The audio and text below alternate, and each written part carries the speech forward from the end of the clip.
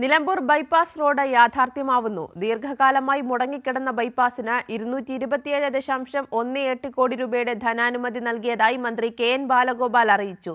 ഭൂമി ഏറ്റെടുക്കൽ ഉൾപ്പെടെ വേഗത്തിൽ പൂർത്തിയാക്കാനാകുമെന്ന പ്രതീക്ഷയിലാണ് നിലമ്പൂരുകാർ. MLA കൈയൊഴിഞ്ഞപ്പോഴും പദ്ധതി യാഥാർത്ഥ്യമാക്കുമെന്നത് ഇടതുമുന്നണിയുടെ വാഗ്ദാനമായിരുന്നു.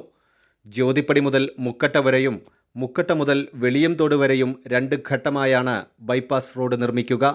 പദ്ധതിക്കായി നിലമ്പൂർ താലൂക്കിലെ 10.66 ഹെക്ടർ ഭൂമിയാണ് ഏറ്റെടുക്കേണ്ടത്. ജനങ്ങളോടുള്ള വാഗ്ദാനം സർക്കാർ പാലിച്ചെന്ന് CPIM പറഞ്ഞു.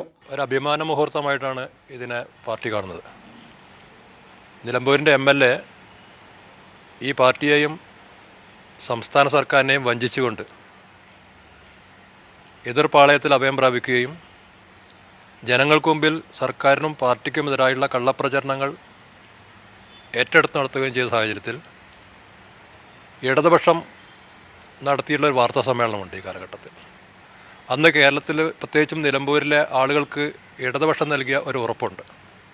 MLA ഇല്ല എന്നതിൻ്റെ പേരിൽ ഈ നിലമ്പൂരിൽ ഒരു വികസനവും മുടങ്ങില്ല, അതിന് ഗ്യാരണ്ടി ഇവിടുത്തെ ഇടതുപക്ഷമാണ് എന്ന് ജനങ്ങൾക്ക് മുമ്പിൽ അർത്ഥശങ്കയ്ക്കിടയില്ലാത്ത വിധം വാർത്താ സമ്മേളനം നടത്തി ഞങ്ങൾ നൽകിയിട്ടുള്ള ഉറപ്പ് ഇപ്പോൾ പാലിക്കപ്പെട്ടിരിക്കുകയാണ്. 1998 വിജ്ഞാപനം ഇറങ്ങിയ ഈ പദ്ധതി ദീർഘകാലമായി നടപ്പാകാതെ കിടക്കുകയായിരുന്നു. 2023 ഓഗസ്റ്റിലാണ് ഭൂമി ഏറ്റെടുക്കൽ സംബന്ധിച്ചുള്ള ആഘാത പഠന റിപ്പോർട്ട് വന്നത്. നിലമ്പൂർ പട്ടണത്തിലെ തിരക്കുകൾ കുറക്കാനും സംസ്ഥാനപാത 28 ട്രാഫിക് ബ്ലോക്കുകൾ ഒഴിവാക്കാനും നിലമ്പൂർ ബൈപ്പാസ് സഹായിക്കും. ഊട്ടി ഗൂഡല്ലൂർ യാത്രകൾക്കിടയിൽ നിലമ്പൂരിൽ കുടുങ്ങുന്ന ടൂറിസ്റ്റ് വാണിജ്യ വാഹനങ്ങളുടെ നീണ്ട നിര ഇല്ലാതാക്കാൻ നിർദ്ദിഷ്ട ബൈപ്പാസിന് കഴിയും. കൈരളി ന്യൂസ്, മലപ്പുറം.